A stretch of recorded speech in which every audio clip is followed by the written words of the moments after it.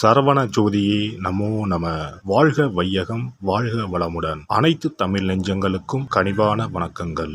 அனைவருக்கும் இனிய புத்தாண்டு வாழ்த்துக்கள். 2026ஆம் ஆண்டு பிறக்க இன்னும் ஒரு சில நாட்களே உள்ளன.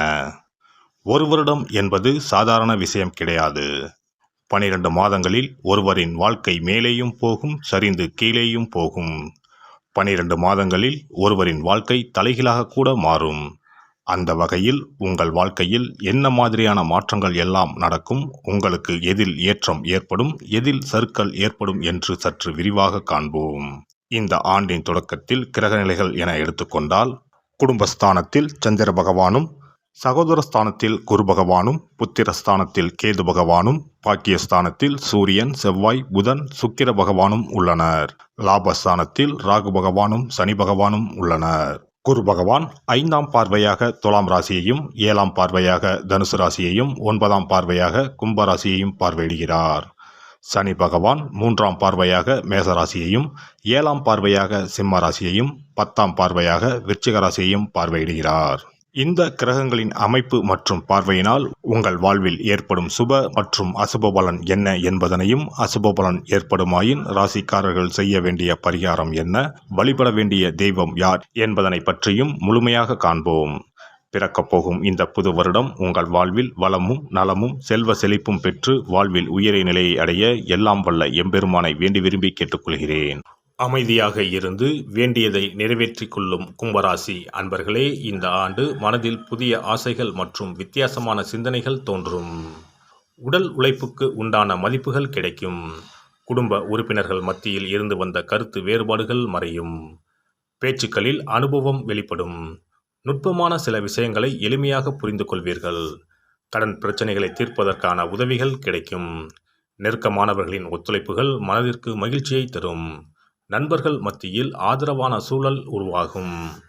உத்தியோகத்தில் இருப்பவர்களுக்கு திறமைக்கு உண்டான மதிப்பும் பொறுப்பும் கிடைக்கும். புதிய வேலை மற்றும் இடமாற்றம் சார்ந்த முயற்சிகளில் இருப்பவர்களுக்கு மகிழ்ச்சியான செய்திகள் கிடைக்கும். வேலை செய்யும் இடத்தில் தேவையற்ற பேச்சுக்களை தவிர்க்கவும். இழுபறியான சில பணிகளை எளிமையாக செய்து முடிப்பதற்கான யுக்திகளை கண்டறிவீர்கள். வியாபாரத்தில் இருப்பவர்களுக்கு அனுகூலமான சூழல்கள் அமையும். நீண்ட நாட்களாக விற்பனையாகாமல் இருந்த பொருட்கள் மூலம் ஆதாயம் அடைவீர்கள். வெளிவட்டார தொடர்புகள் அதிகரிக்கும். ஆன்மீக விஷயங்களில் மனம் ஈடுபடும். அரசு சார்ந்த நிலைப்பாடுகளை புரிந்து அதற்கேற்ப வியாபாரத்தில் சில மாற்றங்களை மேற்கொள்வது லாபத்தை அதிகரிக்கும். வணிகம் மற்றும் வர்த்தகத்தில் நல்ல லாபம் கிடைக்கும். பெண்களை பொறுத்தவரை மனதளவில் புதுவிதமான தன்னம்பிக்கையும் தைரியமும் உருவாகும்.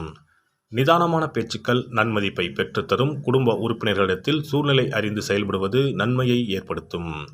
பணி சார்ந்த சில முயற்சிகள் சாதகமாக முடியும். சுபகாரியங்களில் இழுபறியான சூழல்கள் ஏற்பட்டு மறையும். புத்திரர்கள் வழியில் மகிழ்ச்சியான செய்திகளும் சுபகாரிய எண்ணங்களும் சாதகமாக அமையும். அரசியல்வாதிகளை பொறுத்தவரை கட்சியில் சில புதிய பொறுப்புகள் கிடைக்கும். தொண்டர்களின் எண்ணங்களை புரிந்து செயல்படுவீர்கள். தடையாக இருந்தவர்கள் விலகிச் செல்வதற்கான வாய்ப்புகள் அமையும். உயர் பொறுப்பில் இருப்பவர்களின் ஆதரவுகள் கிடைக்கும். வெளிநாட்டு பயணங்கள் சாதகமாக அமையும். வருமான வாய்ப்புகள் மேம்படும். கலைஞர்களை பொறுத்தவரை புதிய ஒப்பந்தங்கள் சாதகமாக அமையும். சக கலைஞர்களுக்கும் புதிய வாய்ப்புகள் தேடி வரும். ரசிகர்களின் எண்ணங்களை அறிந்து செயல்படுவது மேன்மை தரும். புதிய தொழில்நுட்ப ஒத்துழைப்புகள் மூலம் சில மாற்றங்களை செய்வீர்கள். வழக்கு விவகாரம் சாதகமாக இருக்கும். அரசு வழியில் பாராட்டும் மதிப்பும் உயரும். மாணவர்களுக்கு ஆசிரியர்களின் ஆலோசனைகளும் வழிகாட்டுதல்களும் நல்முறையில் அமையும். எதிர்பார்த்த உயர்கல்வி வாய்ப்புகள் சாதகமாகும். ஆராய்ச்சி தொடர்பான சிந்தனைகள் மேம்படும். வெளியூர் சென்று படிப்பதற்கான முயற்சிகளை மேற்கொள்பவர்களுக்கு சுப செய்திகள் கிடைக்கும். இந்த வருட கிரக அமைப்புகள் அடிப்படையில் கும்பராசி அன்பர்களுக்கு நெருக்கமானவர்கள் வழியில் ஒத்துழைப்புகள் கிடைக்கும். கடன் சார்ந்த சில உதவிகள் சாதகமாக அமையும். வாகன பயணங்களின் போது கவனம் வேண்டும். ஆடம்பரமான செலவுகளை குறைத்து கொள்ளவும். செவ்வாய்க்கிழமை தோறும் முருகனுக்கு தீபம் ஏற்றி வணங்கி கந்தசஷ்டி கவசம் படிக்க மனதை உறுத்தி வந்த பிரச்சனைகள் தீரும். சிறப்பு தொகுப்பு. புத்தாண்டு அன்று செல்வம் பெருக நாம் என்ன செய்ய வேண்டும் என்பதனை பற்றி காண்போம். புத்தாண்டு அன்று நாம் சில விஷயங்களை செய்வதன் மூலம் வீட்டில் செல்வ செழிப்பும் அதிர்ஷ்டமும் மகாலட்சுமி கடாட்சமும் உண்டாகும். ஆகையால் புத்தாண்டு அன்று அதிர்ஷ்டம் தரக்கூடிய வகையில் சில விஷயங்களை கட்டாயம் செய்ய வேண்டும். இன்னும் சில நாட்களில் 2026ஆம் ஆண்டு பிறக்கப் போகிறது. அதாவது ஜனவரி 1/1/2026 அன்று கோவிலுக்கு செல்வது, தானம் செய்வது, புது ஆடை அணிவது மற்றும் வீட்டிற்கு தேவையான பொருட்களை வாங்குவது என பலவற்றை செய்வதன் மூலம் நற்பலன்களை பெற முடியும்.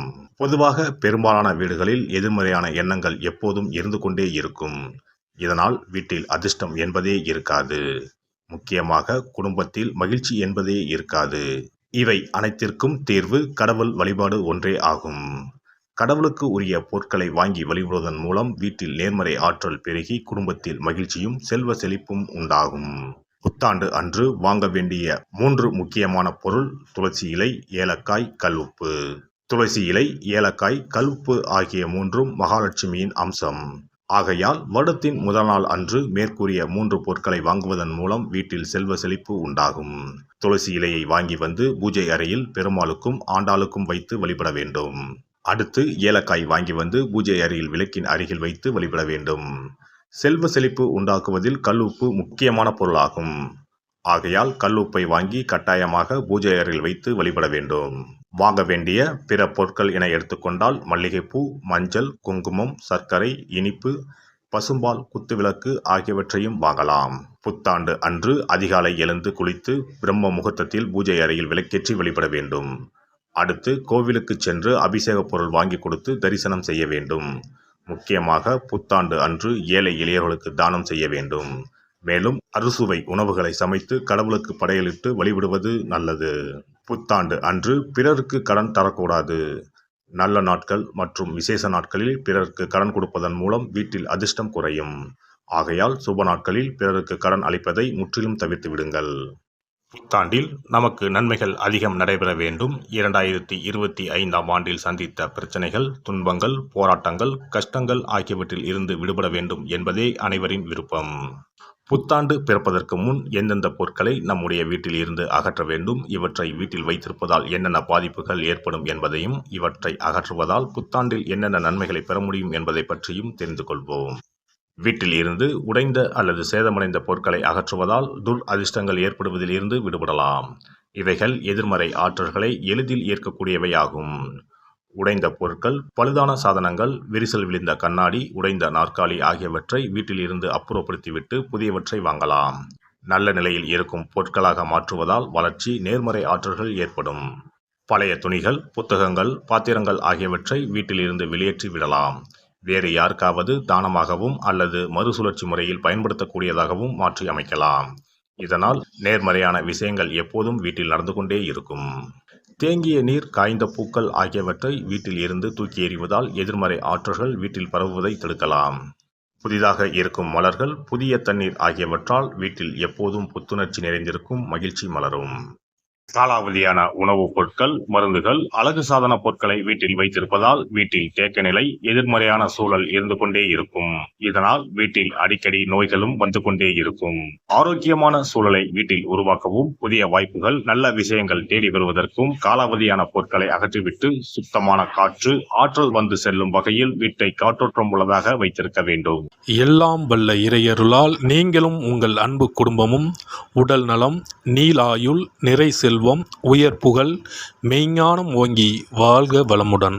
இந்த வீடியோ பதிவு உங்களுக்கு பிடித்திருந்தால் லைக் பண்ணுங்க, கமெண்ட் பண்ணுங்க, ஷேர் பண்ணுங்க, மறக்காம சப்ஸ்கிரைப் பண்ணுங்க, பக்கத்துல இருக்கிற பெல் பட்டனை கிளிக் பண்ணுங்க. நன்றி, வணக்கம். ஓம் நமச்சிவாய. சிவாய நம.